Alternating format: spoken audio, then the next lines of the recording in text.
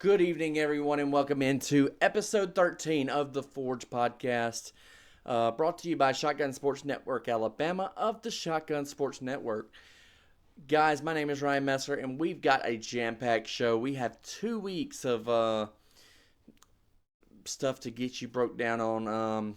We got a championship team here in Birmingham once again, as the Barons are Southern League champions, and we'll break down their run in the playoffs here on the show tonight.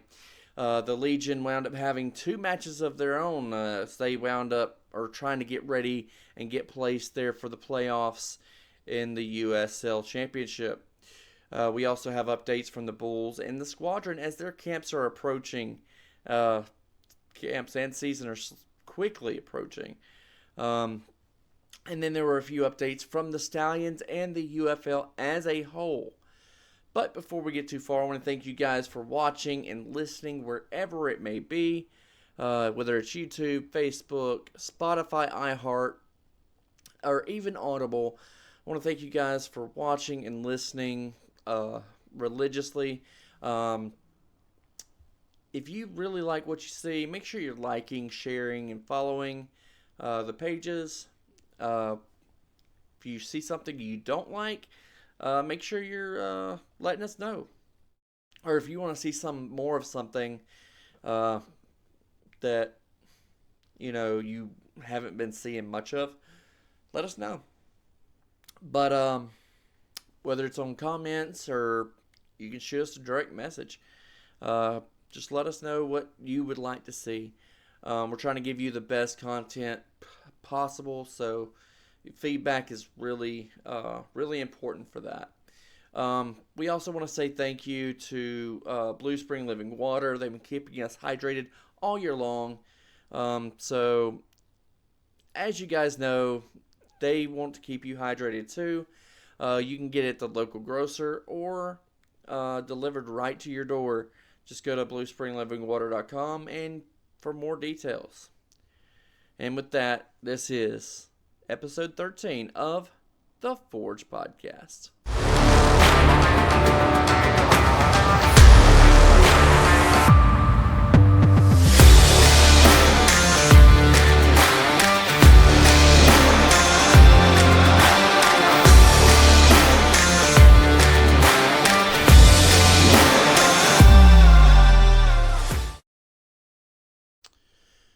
Leading it off with the Birmingham Barons, who wound up going into the playoffs 2 weeks ago. Starting it off on that Tuesday with game 1 of the divisional series against the Smokies. The Smokies wound up getting things started with a run in the second off of a fielding error. They wound up striking again in the third and the fourth with a run apiece. The Barons wound up saving themselves from the shutout, however, with Nick Podkul hitting a solo shot homer in the top of the 6th, but just couldn't get anything else going. For that, the totals were Smokies with 3 runs off of 7 hits. There was 1 error, and they stranded 8. Barons wound up having 1 run off of 8 hits. There was 1 error, and they stranded 12. On game 2, the Barons wound up making it back home to host the Smokies, but they had a little bit of extra momentum there because we wound up having legendary Raleigh Fingers, to cut the ceremonial ribbon of this new exhibit at Regents Field called Baseball in Birmingham, where it's just a bunch of memorabilia from baseball's past in the Magic City. It's amazing, from the A's to the Barons, the Black Barons, all under one roof. It's all over the stadium. You can see them. They've got showcases everywhere showing these exhibits there. But he was also wound up throwing the first pitch, so it's just great to have such a national treasure back in the Magic City where he got it started. The Smokies wound up, as far as the game, the Smokies wound up getting things started off early with a run in the top of the first. but their lead didn't last long as Michael Turner wound up bringing in Mario Camilletti in the top of the first. We then saw Gonzo hit a solo shot in the second, taking the lead back. And then in the fourth, we wound up seeing the Barons extend their lead to 4 as Matt Hogan wound up grounding to center, bringing in Jason Matthews and Riku Nishida. Riku Nishida, if you guys have not been following the Barons, you really missed something because that dude is really fast. He can't be over 5 foot. His stature really kind of almost puts him in he overcomes his stature a lot because he has got to be one of the fastest players on the field whenever he takes the field, because I've never seen anyone with that stature run as fast as he can. It's an amazing story to see how he's overcome. Just this whole Barons team that we've got right now is amazing. Like with Jason Matthews, we just mentioned, coming from Australia and never playing high school baseball. It's an amazing how this team has gotten here. But then Nick Podkul wound up hitting a sac fly to bring in Wilfred Ferris. And then in the top of the fifth, the Smokies wound up striking again with a solo shot home run. But the Barons wound up striking back with Nishida hitting a grounder to bring in Tatum. Then in the eighth, the Barons wound up taking the game way out of reach for the Smokies with a 6-run inning. Tatum wound up singling to bring in Turner and Podkul. Then Gonzo came home off of a bases-loaded walk. And then Sean Gusenberg cleared the bases on a fly to center. And then the Smokies tried to make a comeback in the top of the ninth with a 3-run homer, but didn't make it back all the way.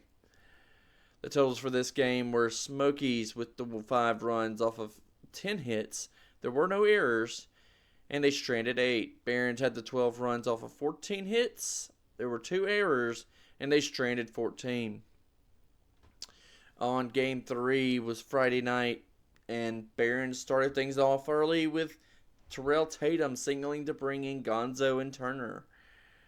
The Barons wound up striking again in the fourth with Riku Nishida bringing in Matthews off of a sac fly.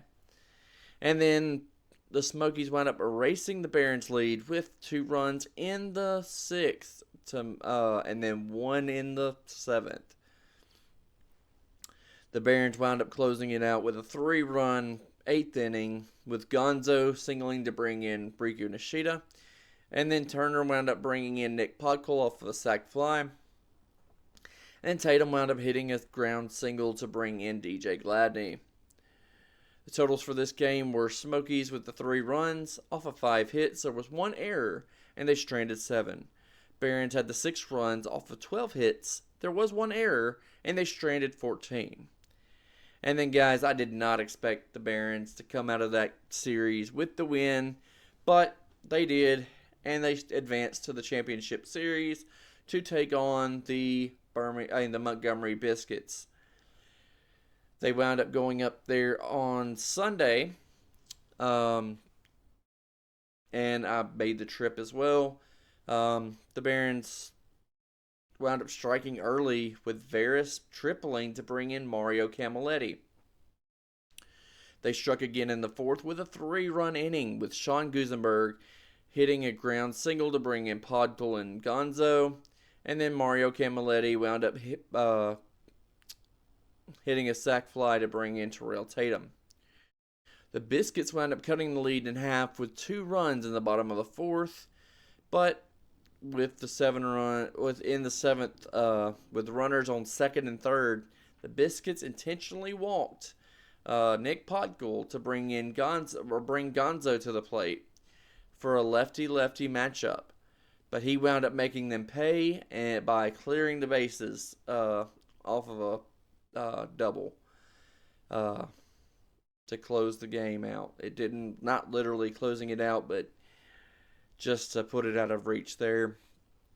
They couldn't get anything else going, so that wrapped it up there. Finals for this game were Montgomery with 2 runs off of 6 hits. There were no errors, and they stranded 9. Barons had 7 runs off of 15 hits. There was 1 error, and they stranded 13. Barons made it back home on Tuesday to host the second game of the championship series. And Barons got things started early with Michael Turner hitting a ground single to Riku Nishida to bring in Riku Nishida. And then the lead lasted throughout the entirety of the game up until the 9th inning when the Biscuits tied it up with a single run. This set the Barons up to walk it off in the most wild fashion, the most storybook fashion, in the 10th inning with DJ Gladney hitting a line drive to bring in Gusenberg. The finals for this game were Montgomery with the 1 run off of 8 hits. There were no errors, and they stranded 11. The Barons wound up with the 2 runs off of 7 hits. There were no errors, and they stranded 11. This game was the only game in the playoffs that the Barons did not out hit their opponent. The Barons had such a great run. They've come a long way from winning successfully in the first half to losing so many guys to Chicago and Charlotte. And then last month a couple months ago, they just couldn't get any hits, to now they just out hit their opponents in the playoffs 56-36. Then they wound up sweeping the Biscuits in the championship series, which was the best 2 out of 3 series, who just swept them a month or so ago in a 6-game series. So I've got to hand it to Sergio Santos and his staff. We've really built these guys up from losing all those guys to some guys that were kind of rough around the edges. Now they put those guys in the right place to be successful. So kudos to those guys. But we also have to say a huge thank you to Jeff Allison, Jonathan Nelson, GM of the Birmingham Barons, the entire Birmingham Barons organization, along with Diamond Baseball Holdings, for the opportunity to chronicle this amazing season. Another thank you to the Smokies organization as well as the Biscuits organization for their support in the postseason as well. And we cannot wait to get things back going in the spring. So what a way to wind up closing it out for the Barons. Just thankful to have been able to be there to chronicle that throughout this season. Switching things over to the Birmingham Legion. On September 22nd, the Barons were home against the Miami FC. This game, we saw a huge improvement in the Legion, maintaining possession, and they wound up staying scoreless throughout the first half. And they really had much improved shooting, especially there in the second half, with the newcomer Darwin Mateus, who made his debut in the second half. Then with 10 minutes of stoppage time, or 10 minutes of stoppage time added, in the 94th minute, Dawson McCarthy made a great pass to Mateus, who wound up putting it in the corner of the net to win the game there in the 94th minute. So Coach Sohn said in an interview that it was one of the must-win. It was one of those must-win games for us because we're taking every game on it as if it's a playoff game. So he and the team really know that they've got to start getting wins here in the home stretch of this, the back stretch of this season, so that they can make sure they posture themselves for the playoffs and have a good playoff contention there. Then this past Saturday, the Legion wound up heading up north to Pittsburgh to take on the Riverhounds. The Legion wound up struggling early with Pittsburgh having multiple close shots. They did knock one in the 22nd minute, but the Legion also wound up getting shown 2 yellow cards. So, but we did see a change of momentum in the second half with a lot more shots on goal and some great saves by Van Oekel in the net. There in the net. And then in the 79th minute, we saw Pino score the tying goal there for that game. So it was a draw, but hey, it's better than a loss, but still not as good as a win. But as it stands right now, the Legion are 12-6. They are 7th placed in the Eastern Conference of the USL Championship. So we're stoked to see. Hopefully they will stay in playoff contention, and they will be able to get have a good run there in the playoffs as well. Switching over to the Birmingham Bulls, we saw a few transactions the past couple weeks. On Wednesday, September 18th, we saw the Bulls sign forward Liam Freeborn there.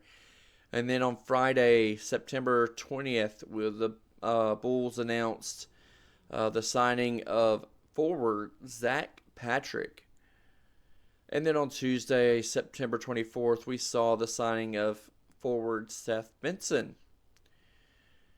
And lastly, we saw on the 27th, the Bulls announced the return of the last year's league's leading scorer, Mark Gillespie. So great to have those guys and Mark back in Birmingham. So can't wait to get the season started. But on Sunday, September 22nd, the Bulls did announce the promotional schedule. So you can see that right here. Opening night will be beach towel giveaway on the 18th of October. And then specialty jerseys. We know that the Bulls love these specialty jerseys, and I know all the fans do as well. If you walk into their front office, it's really cool. They have all of the jerseys, the specialty jerseys they've ever had, lined up across the border of the ceiling. It's really cool. It's on the wall. If you ever have a chance to go in there, it's really cool to see.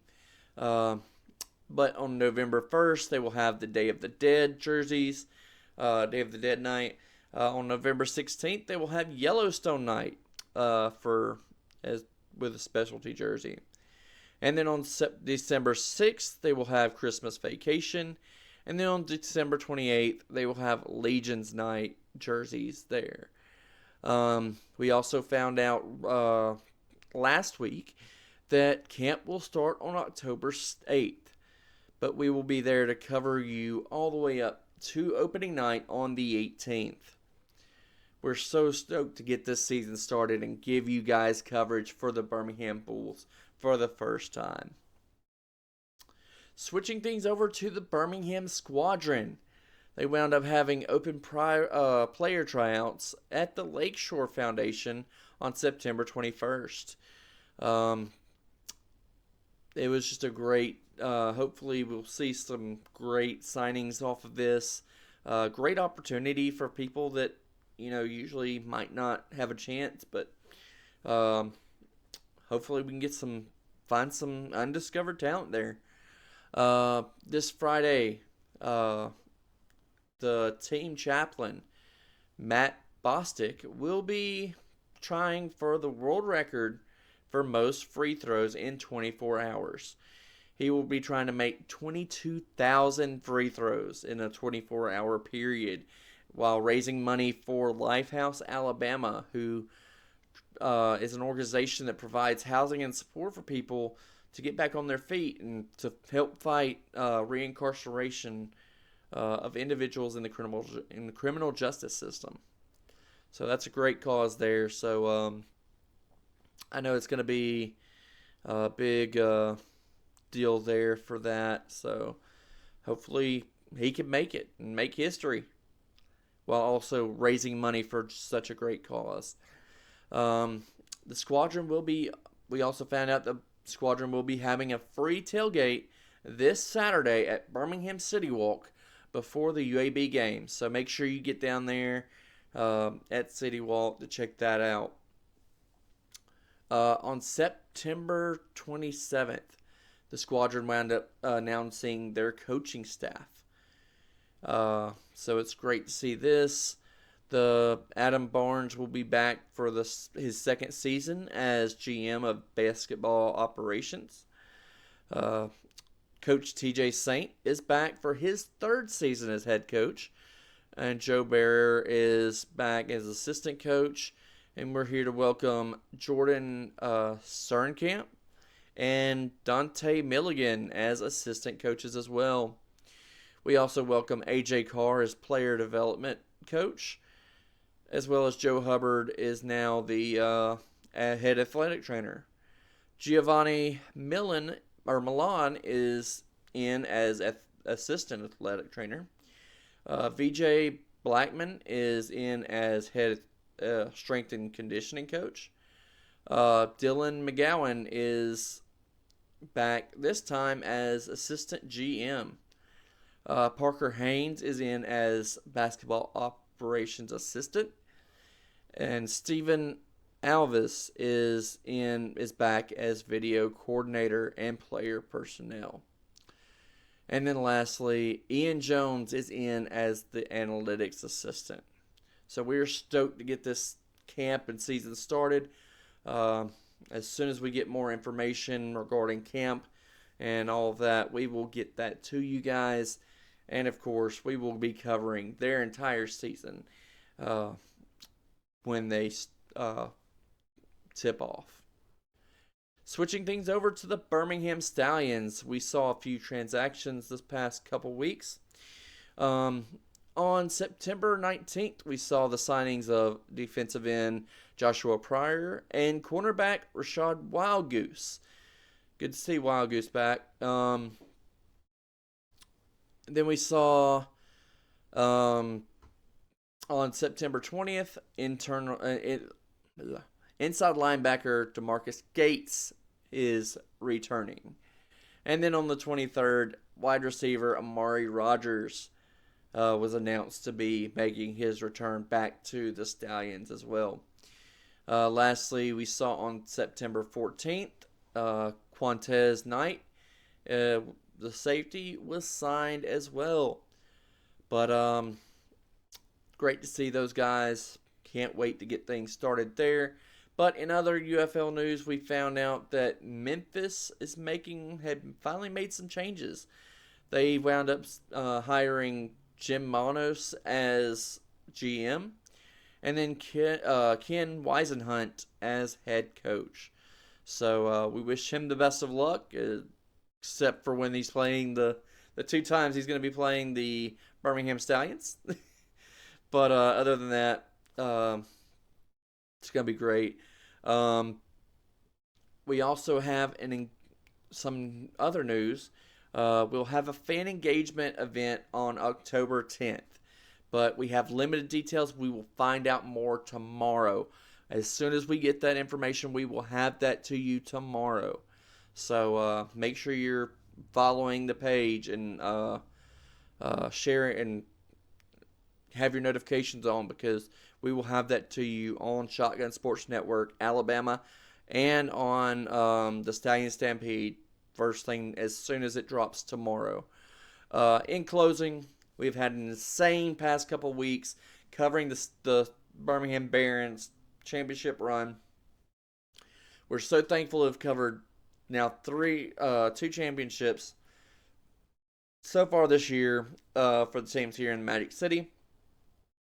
And we're keeping watch on the Legion as they get closer to a potential playoff run, along with the Bulls and Squadron preparing for their upcoming seasons. And then we will keep you updated on all the latest transactions across the board for all of the teams. But as for me, I'll see you guys next week. Good night.